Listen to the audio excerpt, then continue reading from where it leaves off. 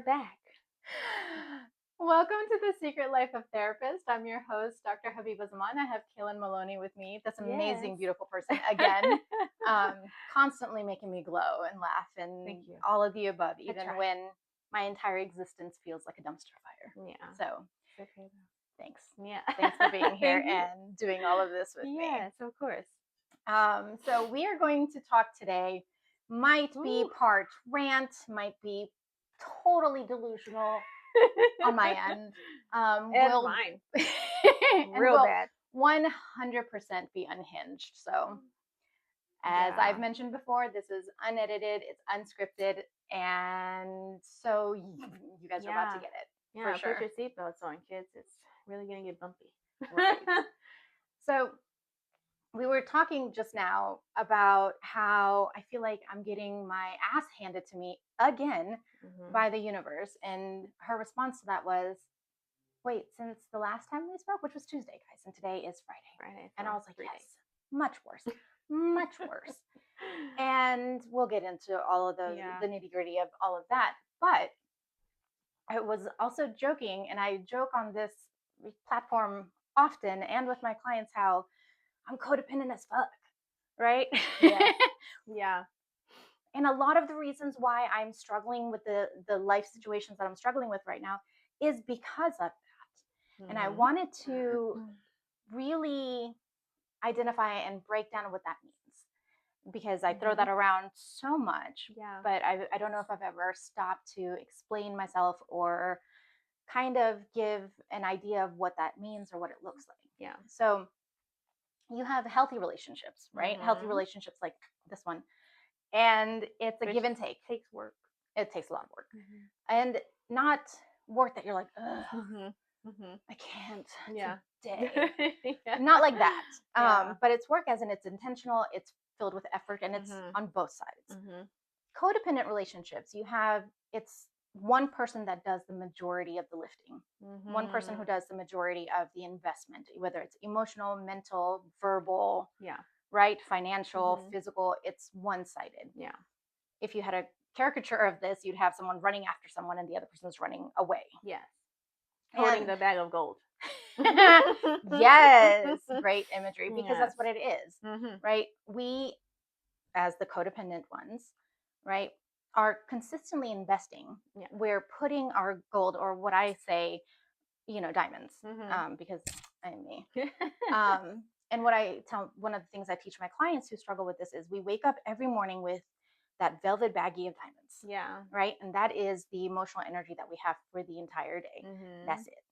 And if, what I used to say is, if I'm throwing it at my ex, right, because I'm trying to get them to understand who, what, when, where, how they didn't show up, aren't able to show up, you name it, whatever, or what they've done was hurtful, or this is not healthy or helpful for children, whatever the case may be. If I'm throwing more than half of it at this person at 7:30 a.m., because that's when I would get all of my emails or text messages right after the kids are gone, but before I've had the opportunity to have my coffee or breakfast, right? Then that's it. That's it. I have nothing else except what's remaining in my velvet pouch. Yeah. That's it. And that is to show how incredibly valuable our reserves are. Yeah. And when you have people who are codependent, you're willingly giving that away, right? I'm taking it and I'm just like, here, because I mean, frankly, why do I need to have this conversation? It's just, no, not okay, thank you, set boundaries and move it along. Yeah. But people who struggle with codependency are not able to do so. No. Because they're like, if I can be understanding enough, if I can be committed enough, if I can be compassionate enough, if I can give you all of these things, then maybe you'll understand. And this is the 100th creative different way for me to express to you why this is important and why this is of value and why this is violating a value. Then you can eventually love me back. You can give me all the love that I've poured into you, because why wouldn't you? Yeah. I do it. So of course you're going to do it. Right. And I see that you're healthy. And this is the part that's tricky. We don't necessarily pick the bad guys. Right. Right? they're not villains. They end up becoming villains in our stories, but they're not objectively a villain. They're who they are. They're being how they are. But we're wanting whatever little snippets that we saw at some point in time that we're like, oh, yes, so you have the potential to carry out this value to the degree that I need it because I give it. Yeah. And then maybe one day you'll give it back. Yeah. But Whether that, it's something that they've done or said, it's just a little nugget. It's all, it's just like, great. and you latch onto that. Yeah, it's fantastic. We can grow something here. Yes. Like, no, you can't. Like the project. Yeah. Right? Yeah. And it's not, we see these memes like, we're not doing the projects anymore or whatever. It's not a project. You don't see them as a project. You see them as fully functional, beautiful human beings with all the characteristics that you have that you want in another partner. Yes. And so you keep feeling that because it's the potential, right? It's the potential of like, see, you can be really loving. You can be very selfless. You can be very present. I know that. I've seen that one day. Yeah. So let me just stick it out long enough and show you, model for you, and be there for you enough times. Yeah. So that you'll get it and then you'll give back. That just reminds me so much of, I was just talking to my mom, and sorry mom, but she's definitely codependent, and which is hello. My coffee.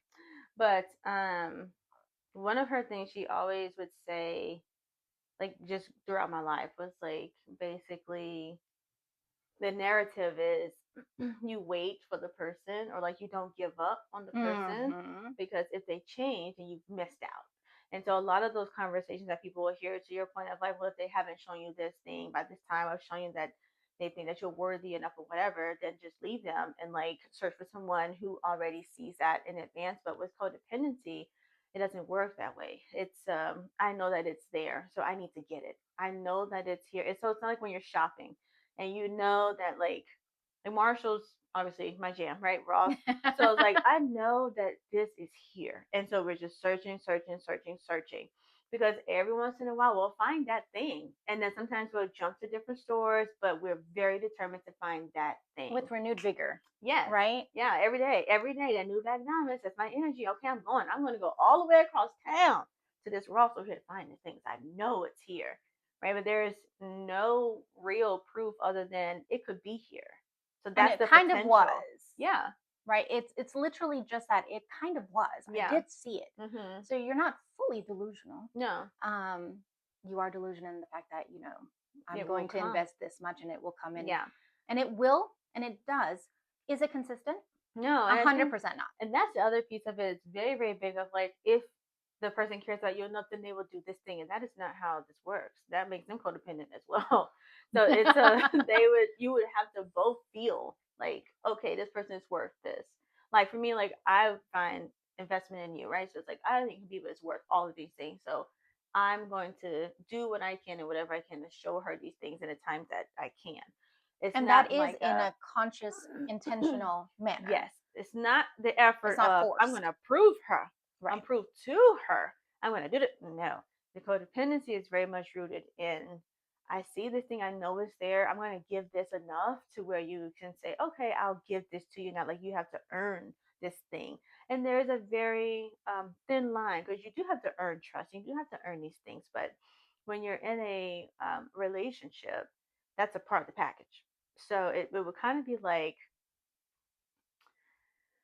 it would kind of be like going to a restaurant and think you have to earn a Sprite. You need a drink. It's part of the meal. It's a part of the package. You just either get the Sprite or the water, or you don't. But there isn't like a, I have to go all this extra mile to get this particular thing. It's just there. So I think with the codependency piece, it's super people pleasing as a part of that, because I have to continuously go out of my way. I have to continuously please you to show you that I am worth this thing, and I want it from you because I know you can do this, and I see it here, and I'm comfortable here, and I feel whatever feelings here. I want to stay here, so just give it to me already. And the people with codependency, there's characteristics that are across the board. Yeah. Right. People pleasing is one. very poor boundaries, porous boundaries. Boundaries, what we mean by porous boundaries is this is a boundary. My hand is not going through. It will not go through. It is a boundary. Yeah. Porous boundary is but if they do this enough times, then I'll negate what I originally said and allow there to be a hole in my wall. So that's what I mean by porous boundaries. And then the third part of it is they're perfectionists. I can't tell you what the studies are right now, but when I did study this, there are studies that show someone has that need for perfectionism. Yeah. Right? That person also has very porous boundaries. And then they're people pleasers because they want to make the other person happy. So these are the characteristics that you see across the board with people who struggle with codependency. But why? Why is that there? How do they become this way? Childhood. Yes, let's just go back on our blueprint. It's always there. Yes. Again, makes me a neurotic parent because of that. Because I don't want those little babies to end up with all of these things. Yes. Oh my God. Right? Whew. And people who you will see very, very strong people like this one right here, right? Very successful, very strong-willed, mama to be again. Like all these things. So you would be like, why would she be people pleasing? Why would she not stand up for this? Why would she have porous boundaries? Because it's not something that you only see in people who visibly exude low self-esteem. I don't know if anybody would describe me as someone who has low self-esteem. Right. From the way I present myself to the world. And that, my loves, that is where the perfectionistic thing comes in. Yes, right. For sure. We have all of these things that we kick ass trying to find and achieve and become. Yes. But for what we need, that's where it goes from like bulldozing to humdrum, right? Settling for crumbs. Because ultimately, at some point in our childhood, early on, we were taught that we needed to be the good girl. Yeah. Right? And I say good girl, it's a good boy too. Yeah. But I called it the good girl. Yeah, the good girl complex. Yeah. God, 15 years ago when I was talking to my supervisor and he was just like, excuse me? And I was like, yes, look at it. And I had this whiteboard because I'm me. Thank God I don't know how to do Excel that good. Can you imagine? Oh my gosh. Yes. If I was proficient in Excel, everything would be color coded. Yes. Everything would be that because I love PowerPoints and everything else. But I had the whiteboard because this was at a hospital and I was like, doing my little diagram and I was like, you can see it. Yeah. Children who have this need to show up for their parents so that they can get that reward of being worthy. Yep. Typically get that validation after they've done something. Yes. And then they're the good girl. So you're talked about, you're praised, when you go out in public, this is just, there's people lively up, lively. So you roll into that. And naturally, I mean, as kids, we all want to be loved and we all want to be it's innate. Cherished and appreciated, things like that. We all want those positives. So you will naturally gravitate to doing whatever it takes. So if it's not there, then it's as readily available, right? I'm not doing something right. And it ends up being like emotional neglect. Not that my parents neglected me emotionally. Right. I don't mean that. Right. But because that bucket of love, right? We all have a bucket, the love bucket, and we need that love bucket filled every day. Yes. But if it's not filled, then when you do get it, the dopamine hit that you get from it is so intense, it becomes addictive. So as a child, and you see this in children, where they will, Mommy, did you see? Mommy, did you see? Yes. Papa, did you see? Dad, did you see? Whatever, right? Yeah. That usually shows you that the love bucket might be a little dry. Again, not to fault any kind of parenting, because my dad, I've talked about this. My dad would flip the universe over for me, 100%. However, he was an immigrant here. He worked 2 jobs. He was going to school. And he was a very, very busy man, barely keeping his head above water to provide for him, his children, his family, and the family back home. So the extra love bucket things would come when I would go out of my way to make sure his bed was done. Yeah. Right? Because he actually severed, like not severed, but he had an accident and he broke some of his spinal cord. Right? So he would have significant pain. So he would sleep on the floor. So he had a rollaway foam thing on the floor because he, like any movement or any softness he couldn't do. He couldn't handle. So before he came home, before I knew he was going to come home, I made sure I ran through the fucking house, did all these little things. Yeah. So he would notice. So he would notice that he's being taken care of. Yeah. So that then I can be the good girl and then he can be proud of me. Yes. So you can see where that shit starts at. So again, like you said, it's not intentional. A lot of times, and from a general sense, parents are just doing what's needed to get by. And as a result, because you can't fulfill all the things, especially if you have more than one kid, even if you have just one, but especially if you have more than one, you're just not going to be able to do it. And so, and developmentally, children are always going to want to be seen and play with and things like that.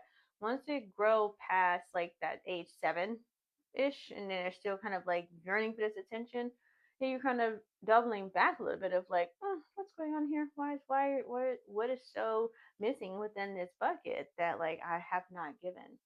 And then the thought there is I've provided, so you should be fulfilled. But you're really not fulfilled, which is where the codependency comes in as well. It's an emotional need. And oftentimes that is missing. And so we're yearning for that. And we're just going, go. It shows up as conditional. Yes. Right, which is where the people pleasing comes in. If I do this, they'll be happy. Transactional, 100%. And then when you try to break people of that, right, then you hear these statements of, well, I didn't want to be mean. Yeah. And you're like, why would you be mean if you were to say, I'm sorry, I can't? Right? We have all these belief systems then. Well, I'll be mean, I'll be hurtful, I'll be mad, they won't do this. Right. Or they'll think that I don't care. Yes. That's the biggest one. They'll think I don't care if I don't give whatever they're asking for. And in codependent relationships, the problem there is you have one person that's like, well, I want to make sure that they know that they're loved and cared for and listened to and valued. Yeah. And the other one typically ends up being a taker. Yeah. Oh my God. Oof. Did I hit a nerve? Yeah, I need some tissue. It is just so hard because you don't, in the moment, you're just, and so let me back up a little bit. So like with the boundaries, I explain it to my clients, very symbolic and metaphoric a lot. So I explain it like you have a house and your boundaries are your fences. So if you have porous boundaries or poor boundaries, you have no fence. So everybody just pull up, do their barbecuing, put their playgrounds out, they do whatever they want to do, and you're cool with that because people are around and you're making everybody happy. So if you're thinking, well, if they're happy, I'm happy, and that's not, no. And we still hear with that as well of like, well, I mean, they're okay, but the back to that is then I will be because they will give me this thing. It's not the same as seeing a 3-year-old be excited about a balloon. It's not the same. There's a different type of gratitude that comes into place here. So when we're in relationships, it's a when you have the taker, you stay for so long. Oh my gosh, it's just you lose yourself. You just feel like you are worthless and you are pointless. And it's like, what am I even doing in this relationship at all? Like, why am I here? Because I'm giving and giving and giving. And you just sitting here like a little beauty queen, like, oh my God, thank you. And just on to the next thing. Meanwhile, I'm dying. And I'm literally living off of the crumbs because if there's crumbs, that means that there's food somewhere. So there has to be a loaf of bread somewhere. And I'm searching. The horse with the carrot thing. Yes. And it's like, whole time they've already eaten the bread. This is literally just what's left over. They're already fulfilled. And at that point, not only are they fulfilled, we have conditioned them to keep on taking. Yeah. Because then that's okay. Then that becomes the expectation. Genuinely, it's not that they're maliciously taking and leaving you suffering and struggling and, shriveling up in the sun like some shruki. Like dried fish. Yes. Yes. That's the image that I had in my head. That's shookiest, by But the that's what way. it feels like. But that's what it feels like. I'm over here bleeding myself dry Mm-hmm. until Mm-hmm. I'm this shriveled up shooky outside. Yeah. And the other person's like, but you got it, right? Yeah. You got this. Because you've had it in all these other facets. So Mm-hmm. you can do this too. And it's like, oh And they my never gosh. think to step up. They don't even, No. it doesn't cross their mind to be like, wow, look at this person. Yeah.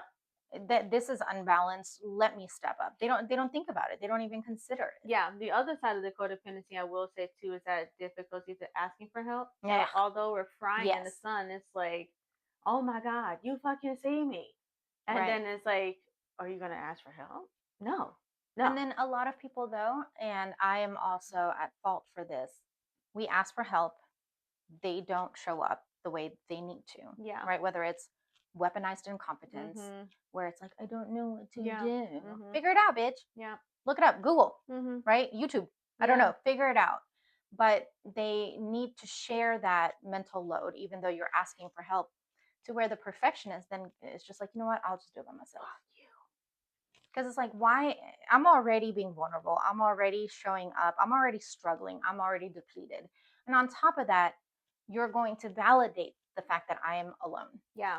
And then if I'm already having the expression of, I can't do this, and then you come at me with more things, it's like, okay, can I really just not? What is going on? Because Yeah, why do I deep have breaths. to do all these things? So it's so to your point, at the same time, it's if I had to walk you through it as a part of the perfection, yeah, and then as a part of the yearning for that reciprocation, I don't want to do it because if I have to give it to you, then I'm giving it to my fucking self. Why am I giving that to you? I need a lollipop. You're gonna ask me to go to the store to pick it up. I'm gonna eat that shit. I'm not gonna go to the store to pick it up for you. I want it. I'm not gonna buy it for you just to give it to me. No, no. So there's a when you're working through that, it's and with it comes to like the codependency and like where we are with that kind of transactional love and really again we're thinking even back to that childhood of like if I give this then I get that.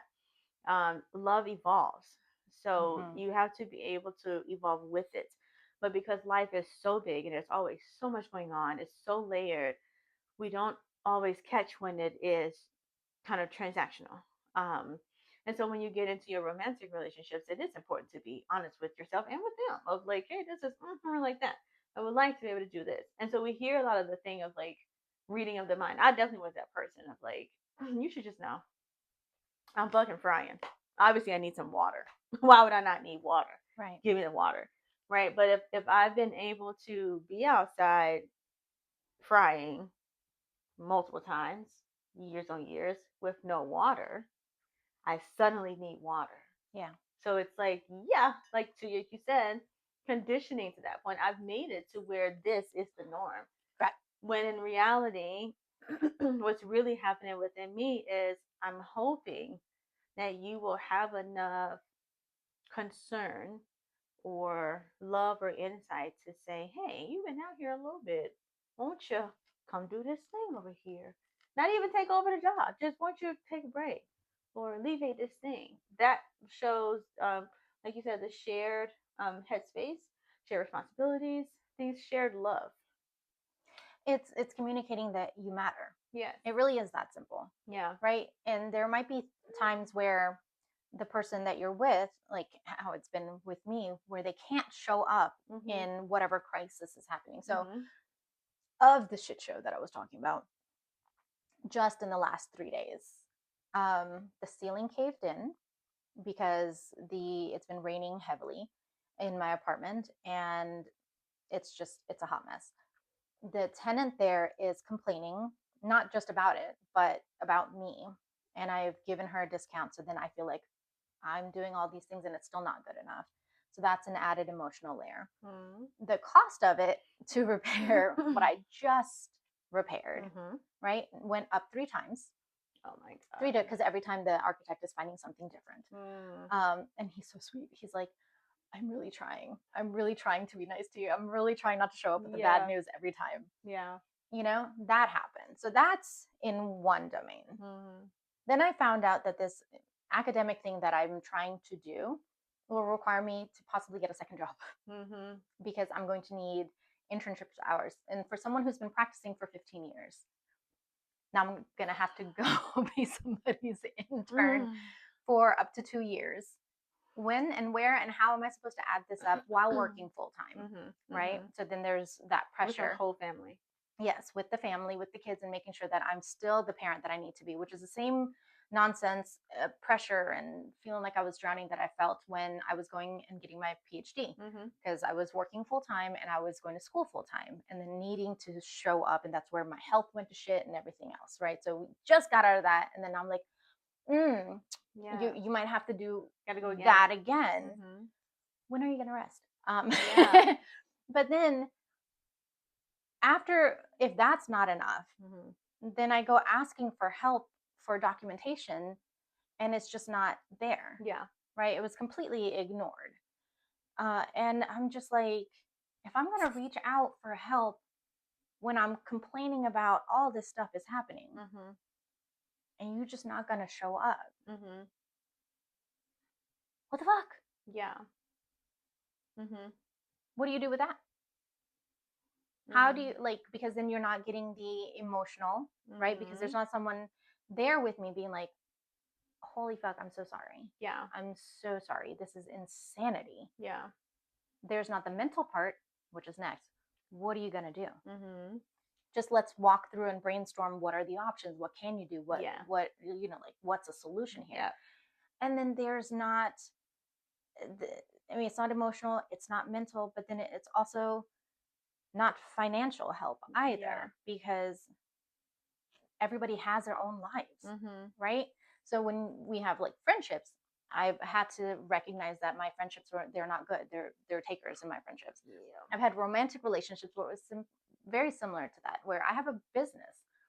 Every now and then, the business fluctuates. That's just what happens. Life fluctuates, so business fluctuates. Anybody who owns a business knows this. We go through these waves of clientele. And right now, with the way things are in the world, all the advocacy work that I do with immigration and all of that, right? Getting the paperwork and helping them through that process, they're not willing to come forward because they're afraid of what's happening when people are being stolen from their court appearances. Nothing's going on. They're there for their court appearance, and then they're being taken. Right? Or from home or whatever. And don't even get me started about they should be here legally. Literally, they have been going through the legal process. They have the documentation. They have all of this, and then this is still happening to them. I'm talking about those people. I don't want to hear anything else about, well, what about the others? I don't care. I'm talking about the people who are here doing it legally, who are petrified to continue the process now, because that might happen. They have lives, they have families, they have all of the above. So of course, that part of my business has now stunted quite a bit because they're afraid, and it makes complete sense.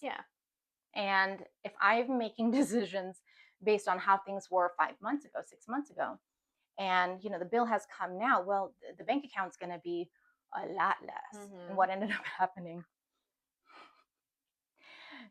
happening this time was I got an email that was like, hey, by the way, your payment did not go through from your business account. Oh no. And the way I have life set up is I have an approximate understanding of what this month is going to look like. And so what the bills are supposed to be stays there. There's a cushion that stays there. The rest immediately goes into savings, right? That's it. That way you can't play with stuff because it's not there to play with. What I did not anticipate, right, is that the final quarter for taxes would be taken out. The car insurance note for 3 cars would be taken out. All at once. Oh no. Yes. No. So an additional about $8,000 went out of the bank account. Oh my God. The cushion went bye-bye. Yeah. Right? Because again, it's just I wasn't anticipating all of that going through at once. And the HOA insurance, you name it, it all came out all at once.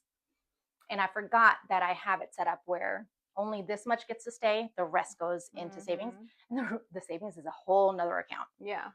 So when I got that email, of course, first thing in the morning, I panicked. Immediate. Immediately. And I'm just like, right? And then I try to transfer money and it won't let me. The online thing wouldn't work. So I had to drive to the bank, stand there and be like, I need y'all to put money on this side. which everything was handled, everything is done. But if I were to go to somebody who values me, right, and that's in the forefront of, we are in this life together. You and I in this life together. My girlfriends in this life together. And my ride or die guy friends in this life together. No matter what happens, like when the furnace died, as everything iced, of course, that's the time for that to happen, right? 100%. That was 2 weeks ago. The guy friend that I was like, yes, of course, let's let this happen. After I'd already done all the things to try to figure out what was wrong and all that, he immediately starts. He went to his, love him so much. He went to his furnace, took it apart, and he was just like, this is the fuse you want to look for. This is what you need. It's only this much, but this is the picture of it. Go get it, go replace it. Consider this over there, and then try it again. It might be this, it might be that. He's sending me videos, right? And then I was like, thank you. I love you so much. I really appreciate it, because again, not only am I getting that fulfillment, aside from feeling loved, because I 100% felt loved at that point, he's there emotionally. Oh my God, what the hell? I'm so sorry. And then he goes into action, right, to find a solution. So that's that mental stimulation that I need. That's right? the help without me having to ask. Right. And then, of course, I told him, I was just like, I was just letting you know what's happening. I'm in Home Depot at the moment. Yeah. Because Lowe's didn't have it. And he was like, I forgot who I was talking to. Yeah. He's like, all right, impressive. All right, but I totally forgot. I want you to know, if you need anything, let me know. Because he's actually a corporate attorney. Okay. Right. But he does a lot of flips and manages his like properties. So he's very handy, which is why I told him. Yeah. Because he would understand the what the fuck. Yeah. Why is this happening to me now? Yeah. So all of that happened with the bank account, right? Freaked the fuck out. Told maybe 2 other people, 3 other people. And imagine what it feels like when you have your ride or dies be like, do you need something to hold you over? When they're not really in a position to be able to give it in the first place. Yeah. Right? One of my best friends, she was like, do you want me to, like, I don't know, how much can you Venmo? And I was like, I love you, baby, but it's already taken care of. Yeah. Because again, by the time I start reaching out, because I struggle within the moment reaching out, but by the time I reached out to anyone and everyone, right, about this, which is my 3 people. Yeah. It's already handled. But then when you don't have that with someone that's supposed to love you and supposed to be the partner in your home, who doesn't say, what the fuck? Oh my God, what do you need? Then what? Yeah, I think that's part of the reason why we kind of miss that as well, is because it is fulfilled in those other areas. So we have those ride or dies, those close ones, our really closest friends, where they're going to fulfill those needs. So it's easier for us to be kind of blind to what we're not getting. In the moment, we know we're not getting it. It's like, where are you at? Why are you not doing this? And then the need gets fulfilled, the fire goes down. We're still frustrated about how that handled. And then time passes, something else comes up. Somehow another relationship is like moving on. It's still okay. And then we're going on. But it's going to continue to be this way because, for one, we don't change it. And then for 2, they're not going to change it because we're not changing it. And so why would they? They're getting all the things that they need from you, and you're still surviving, still getting it. Everything's pretty good. Because that was my relationships in the past. All of my relationships was like, yeah, but you got it, right? Yeah. As if they don't need to, and that's what I believed also. Well, yeah, it's already been handled, so no, thank you. Yeah. And not appreciating that, no, in a relationship, I'm supposed to get that reciprocal love. Yeah. Right? Because 100%, if that was me, I would give it. I'd be like, oh my God, what? Yeah. What do you need? Do you want me to handle this? Zero problem giving. Whatever is immediately. If you want these shoes, have them. I don't give a fuck. Whatever. I'll walk bare feet. I'm totally fine with it. Totally fine. Right. And that's what we expect, as in, I'm giving it, so maybe one day you'll give that back. And that's the struggle I've had in relationships. It's a struggle for me because I think another piece of that, because it's not like, that's one part of it for me, but the other part of it is based on experiences that I've had of other people's relationships, and it's like, I can't be like that. So then it puts me in a completely other area. I'm never ever going to forget it. I was in the 7th grade. I was standing over the balcony in the house, like on the stairs, I guess wherever that is. And I I asked a question. I think the question was basically like, you, why did you change, or you changed something in that order. I gave an example. And of course, as a middle schooler, you're not taken serious. So I gave the example of what I meant. They responded with, you don't understand. This is a relationship. And right then and there, I was like, I will never in my life be where you're at. I will never love this hard. I will never have whatever the fuck type of exchange. It won't happen. And so a part of my codependency became a like lack of asking for help, came from, if I ask you for help, then you're going to think that I need you. And in a way, yeah, we need, it's interdependency. That's going to make it function properly. That's healthy. Healthy. It is healthy. Healthy It's to need, to want. not dependence, it's interdependency. That's So healthy. that for me is like, that's the other component of it. As much as I'm like, I'm giving this to you because I'm thinking like you're going to give it back. You're going to see that I'm worthy of this thing. The other part of it is like, well, it's like, you got two say, if you don't give it, then fuck it. And I guess I'm not going to get that from you, which at the same time, fine, because I don't want to be leaning on you so much for this thing. When you don't come through for it, whatever the fucking reason is, I have zero evidence of that happening. But because of my own experiences, it's like, if this doesn't come through for me, I will not suffer. You will not catch me on the floor, devastated. Oh my God, I can't believe. No. So I put myself sometimes in like these kind of monkey in the middle situations, because as much as I'm yearning for this thing and know I need the thing, I'm so afraid that it won't happen. So I'm just like, you know what? I tried. Like, I gave you this peanut. You didn't make no peanut butter, so it's okay. Don't even worry about it. And it's like, no, they're not gonna do that. You make one peanut. But my mind is so heavily like hyper dependent because of that fear. That's just so driving. So with my codependency, it's like I'm here to give, make sure it's given. Yeah, I need those things in return. I'm thinking that whatever I'm doing will get me that in return. But you already believe that it really won't come. But it won't. So then it's like I put myself, that's that catch kind of self-fulfilling prophecy piece of, if I'm wanting the thing, then let it be open. Right.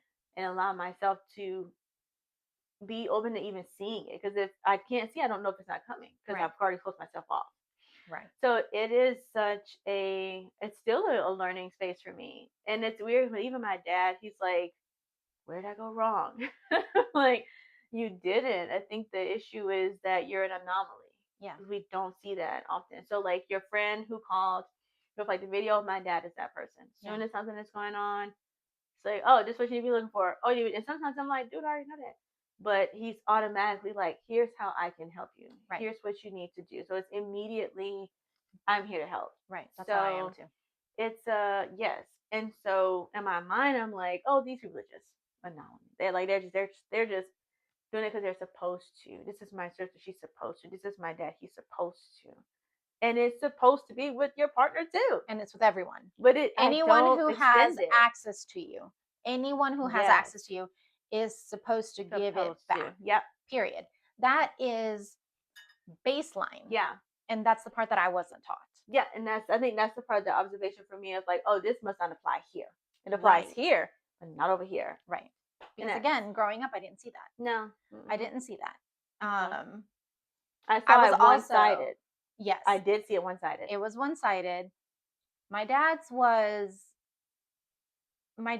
an anomaly in the sense that he does it all. Yeah. Right? He tried to raise me alone. Yeah. He does cooking. He does cleaning. Yeah. He's the primary breadwinner of the house, right? And my mom does too, by the way. She cleans and then she cooks too. But I did grow up with that. You have to be it all. Yeah. And I think he was so busy raising me to be his son with all the expectations of what a daughter is also supposed to be. Yeah. That I never got to see how you get taken care of. Yeah. And aside from the fact of, if I did ask for something or if I needed help with something, oh my God, my sister and I, we laugh about this. We send crying memes because it's like, if you ever cried sitting at the kitchen table while doing math with your dad, yeah, then you know. Yeah. Then you just know. Oh Yeah. my God, traumatic moments. Worse. Traumatic Yeah. moments of my entire life, right? I would rather not ask for help than have to go through that. Yeah. Especially with math. Yeah. Right? Which is Oof. hilarious because, again, straight A's. Yeah. All through all of them. Mm-hmm. All the schools, Yeah. secondary schools, colleges, graduate schools. Yeah. A's, I'm good. We're good. But the self-esteem when it came to that is non-existent. Yeah. Because of that. What do you not understand? Yeah. Why are you? And the voice just gets louder and louder. And I'm like, oh my God, what is happening? So again, it was reinforced. Yeah. Not intentionally. No. He was just like, literally like, are you dumb? What are you not understanding? Yes.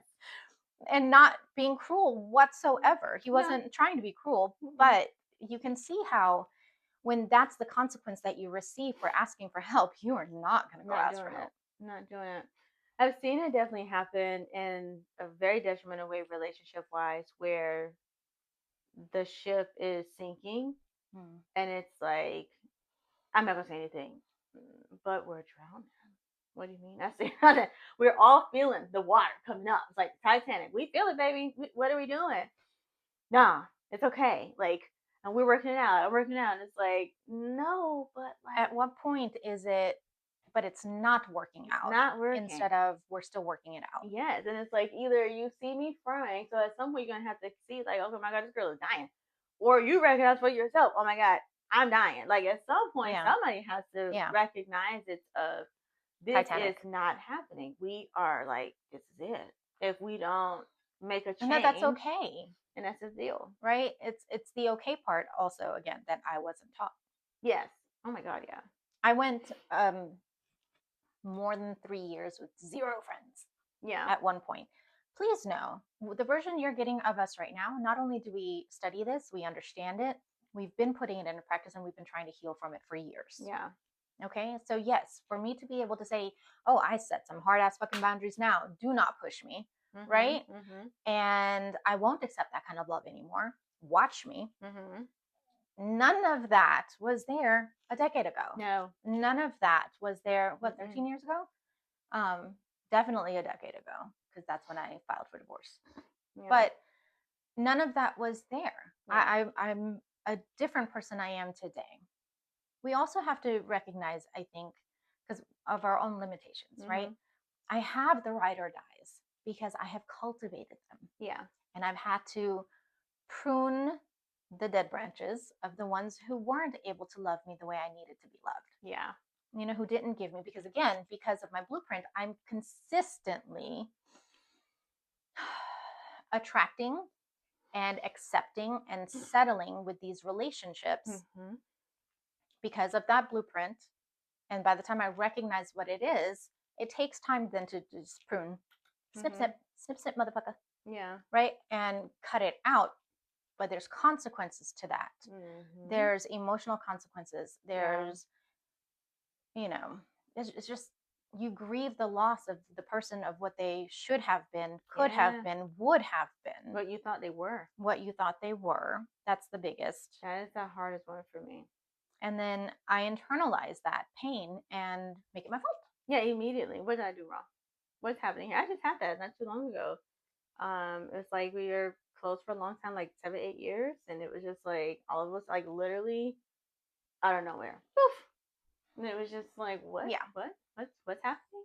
And in my mind, I'm like, okay, I know I haven't done anything to deserve this type of response. Like, at least give me a conversation or something of like where your head is. Part of I still have to be very mindful of my people pleasing, because a part of that is like, now I'll do whatever it takes, but it's also like at my expense. Excuse me. Yes, it's almost like I don't know, the cartoon of like, please tell me why. Sometimes it's like that, and it's like, I don't really. So the growth, right, is I don't need to know why. Really, it's what you chose to do. I have to accept that. I'm moving on. But it's there little peeps of the people pleasing. It's like, why would you do something like that to me? I've not done something to this for you. That is the hardest. That loyalty, transaction, yes, because then it feels like betrayal. Yes, because of that transaction, I've given you so much. I've done so much, and not with the intent to receive it or whatever. Or to get it's not a tit for tat. No. It is not. It's just a genuine response. But because it is so genuine on top of all things, you still decide to slap me. Why would you do that? Right. It is just so like, But at that point, growth, boundaries, right? So now it's like, no, you never come back. Mm-hmm. And then I'm looked at as, oh my God, you're so hard, you're so cold. Which is the consequences that we were afraid of in the very beginning. Right. If I say no thank you, then I'm mean, I'm a bitch, I'm this, I'm hard, I'm, What immovable. was your so what to that? Like when you were at that time of like, I'm all of these negative things if I say no, if I don't help. What was your thing of like, if I do that, then this? What was your, then this will happen or then this will be? The negative thoughts. Yeah. Oh, abandonment. Okay. Like, then them leaving affirms the fact that I'm not worth loving. Yeah. Because I had abandonment as a child. And so every relationship, I was like, let me make sure you know you are so loved, you're so important, that you never, ever get a glimpse of the pain that I ever endured.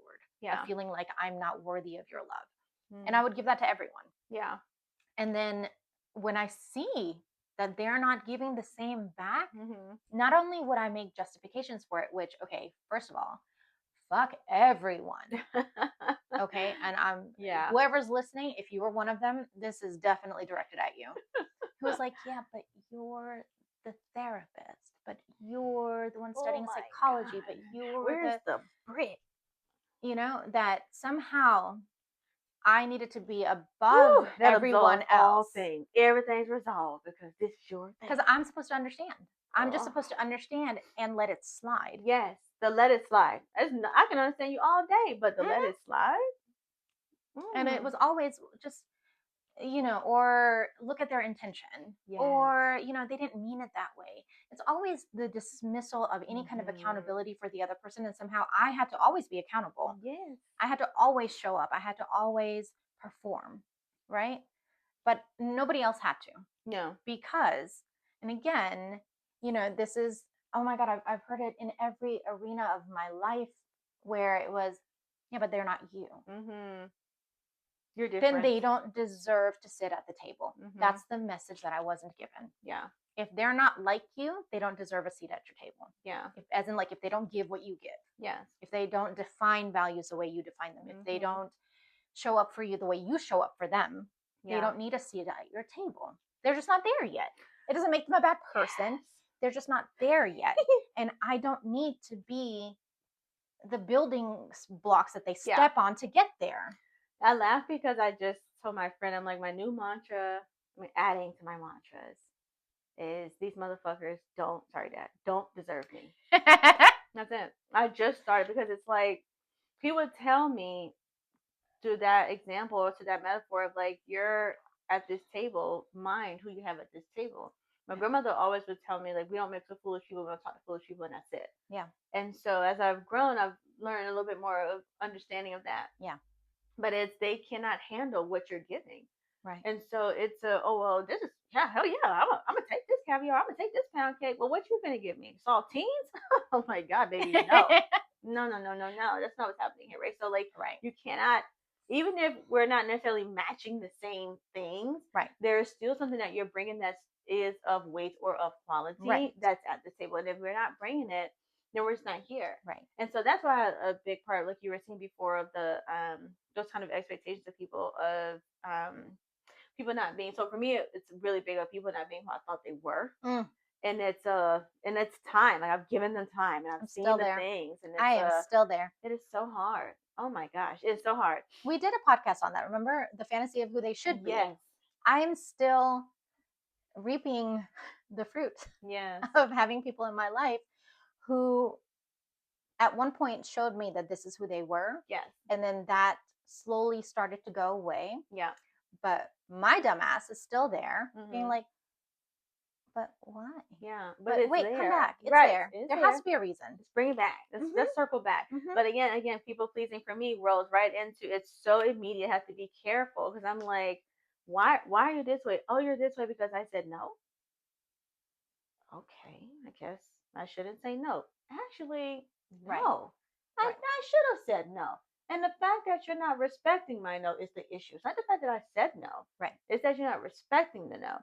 So the part of that growth, even for with my own codependency and being mindful of those boundaries, is that of like, yes, it'll come up. It's gonna, those questions of, oh my God, did I make the right decision? Like, is it okay for me to do this thing? That's gonna be there. But as I've learned to kind of unravel those of what it really means to value the self, because people are not going to value you until you value the self. And we hear it all the time, but in practice, it's really hard. it's Very uncomfortable. very hard because you have to be able to tell them, I'm not standing for this. I'm not doing this. You have to be okay with becoming the person you're so afraid of becoming. Yeah. Like, oh, I'm going to be a bitch if I don't help them when I could. Then okay, well then I guess I'm the bitch. Yeah. And even with that, thinking of, am I really a bitch or are you just upset? But at first, you just have to be like, you know what, that is how I'm going to be perceived.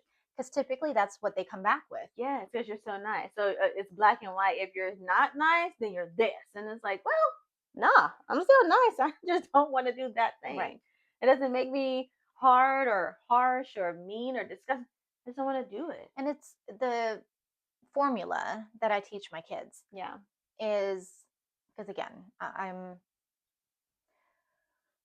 don't be self-absorbed assholes, right? Or what I've always told them, and they used to laugh at it because it's, crass and curse words, and they were young, but it was COVID and I just didn't have any more fucks to give.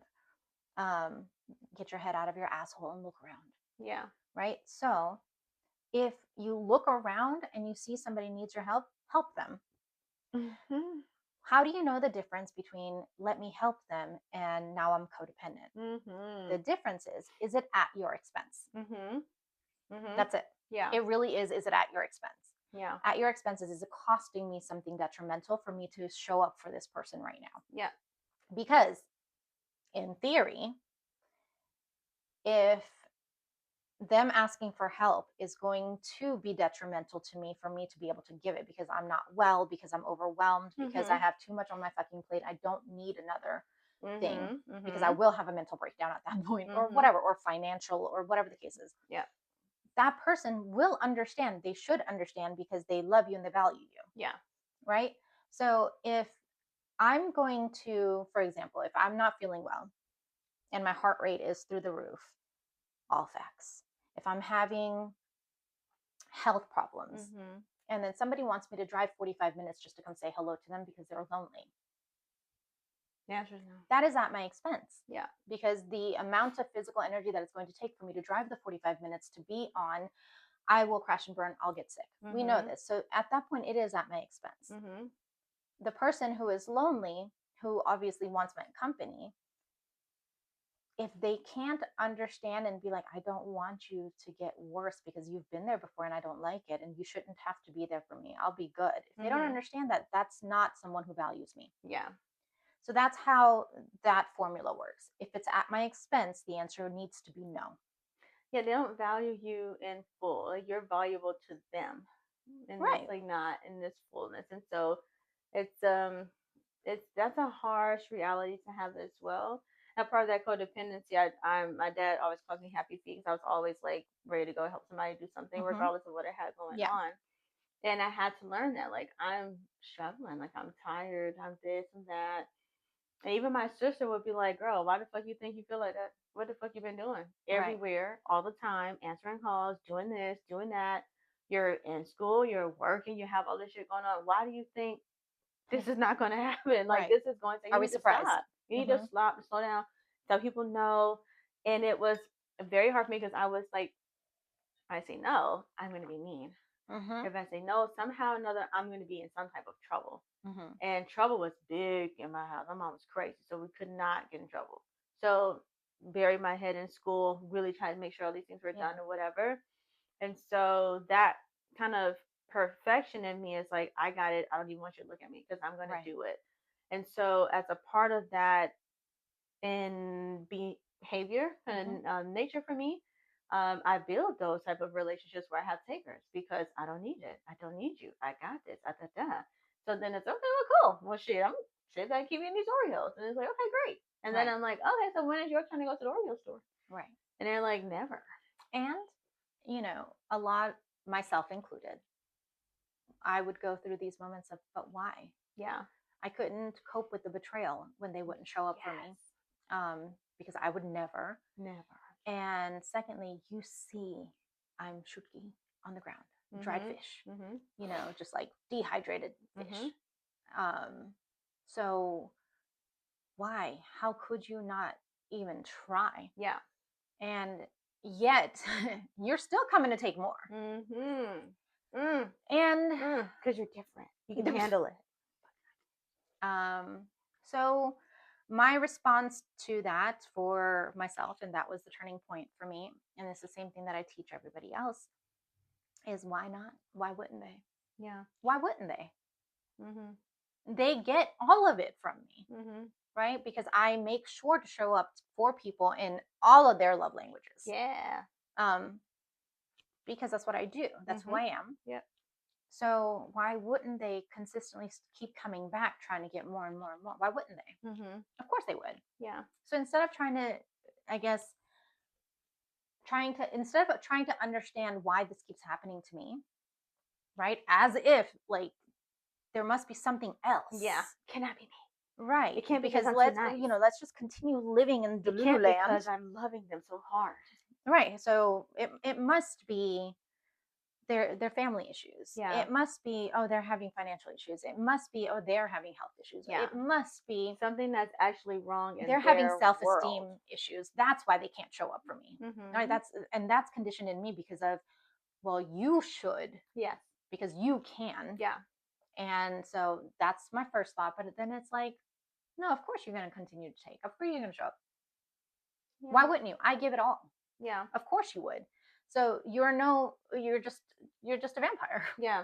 I've had people ghost me for literally months. I think even 2 years one time. And I was like, hey, yeah, dumb as fuck.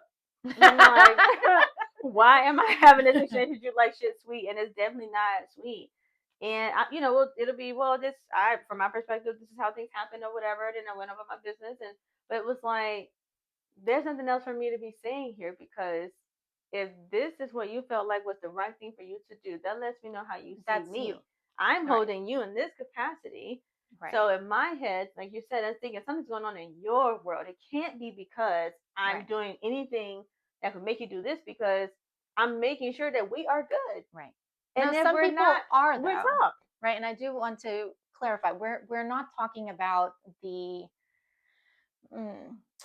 abusive takers. We're not talking about that specifically. No. We're not talking about the people who are maliciously there to suck you dry. That's not who we're referencing. We're referencing the people who are overall good people, who are also takers. Yes.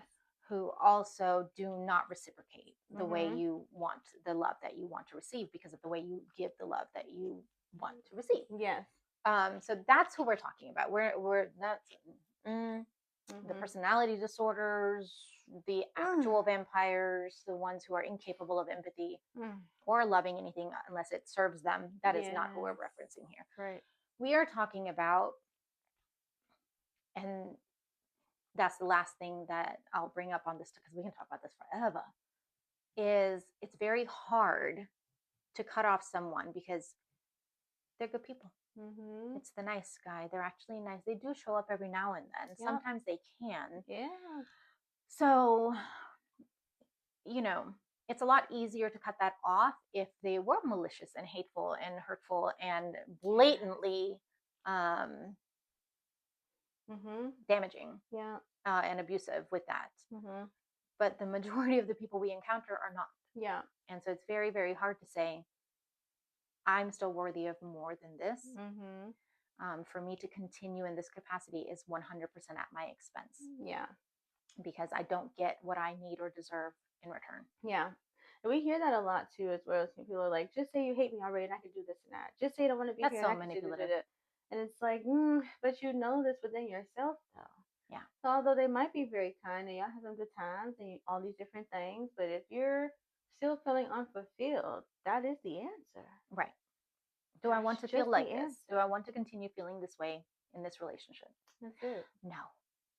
And if it's a no, then it's a no. Yep. But it's very hard to do that because, again, it circles right back into those belief systems of, if I then end this relationship, what will be said about me? Yeah. What would the perception of it be for me? And it's, for someone, people pleasing, right, who worked so hard to be loved and valued. That's a struggle that's endless. Yeah. I think it was my, if I do this then, my if then was more of, then you wouldn't hurt me, because that was my experience. Yeah. So it's like, if I'm nice enough, if I do this enough, if I do that enough, then they won't hurt me. And so just kind of continuing in this kind of space. So then when I am hurt, it's just like, it's like, and I'm like, what did I miss here? But the codependency is going to completely blind me every time, because I'm so invested in making sure that these things are done and they're feeling this and they're okay and da, da, da. Again, all genuine, because I don't want to hurt this person, because I know what it feels like to be hurt or be taken advantage of or whatever. So I'm just doing. Right. And then so having to like rewrite that narrative, even just having new definitions of saying no, it doesn't mean that I'm hurting them. They might be upset, but it doesn't mean I'm hurting them. It's just a no. Right. They don't like it, but if they choose to end the friendship or end the relationship because of a no, then that was already dead from the beginning. And like we started this session, because this ended up being a session. Yeah. How we started this segment with, you wake up with that velvet pouch of diamonds. You have to preserve that, and you can't heal in an environment. You can't learn these skills. You can't heal yourself to say, I'm worth more, or I don't want to feel this way, if you're consistently giving those diamonds to the same people. I didn't get to where I am today with as many of my ride or dies in my corner. I didn't get here by holding on desperately to those people that I wanted to hold on desperately to. Yeah. It only, the newer, more functional, more reciprocative relationships showed up after. Yeah. Like I said, 3 years, there was a point where for 3 years I had no friends, because I was like, wow, this sucks ass. Oh my God, misery. And I was just like, bye. Yeah. And that was where my breaking point was, where I would rather be alone than feel this hurt so much. Yeah. I'd rather just be alone. Yeah. And then the others that came, and it wasn't right after that, then I had more that were similar. They were a little bit better than they're better than the last, but knowing that just because they're better than the last doesn't mean that they're it. Lifelong. So, and knowing how to be like, yes, they're better than the last, that was the hardest part for me, is because they were better than the last. I don't know of anything better than that, because it's not in my schema, right? I have no schemas for it. I have no blueprint for it of what that looks like. Yeah. So how am I going to let this one go when I know it's better than the last? Yes. But it could be better, but I don't believe that there is better out there. So what are we going to do? Yeah. And having to be like, that's okay. Getting to the point where I'd rather be alone. Yeah. Than have to continue to feel this way. Yeah. And then more and more and better continued to show up for me. Yeah. So you got to put in the work. Not only do you have to heal, you have to understand, you have to have self-awareness, but you also have to do the nasty, dirty work of being the bad guy if you need to be, to end the relationship that you know is not where it needs to be. Yeah. In any capacity. So yeah, it takes lots of courage, takes lots of strength for sure. Yes. More than you think, and patience. A lot. But it's worth it. Very much so. Long run, just you have to try to keep in mind of, you have to make space for better things. Yeah. There's always better things. Yeah. You may not get it immediately. It might take you 3 years. But they exist. Always space for better things. So you cannot, so you're, like you were saying, you're not going to receive it if you're keeping on with the same thing. Right. Sometimes you have to let it go. And letting go is one of the hardest pieces, but you let go and make the space. And there's better out there, because no relationship should be at your expense. Right? Like that's detrimental. English. Oof. My English is not very good today. Celia Cruz. Yes. But I don't even know what I was saying. Detrimental. Yeah. Letting go. Make space. Yes. That's my biggest takeaway. Be you. let the crazy out, let everybody see you for who you are, so that the right ones can show up and stay. Yeah. Like that one right there. Had to make space though. Yeah. Had to make space. This is good. Thank you guys for listening to this rant. Yeah. And hopefully you learned very something. Loaded, but it was very loaded. good. Yeah. Hopefully you learned something. Maybe you see a little bit about what you are, where you've been through this, and we'll talk to you next time. Bye. Oh my goodness, honey, did you for real? Because it's just like, oh, my face is like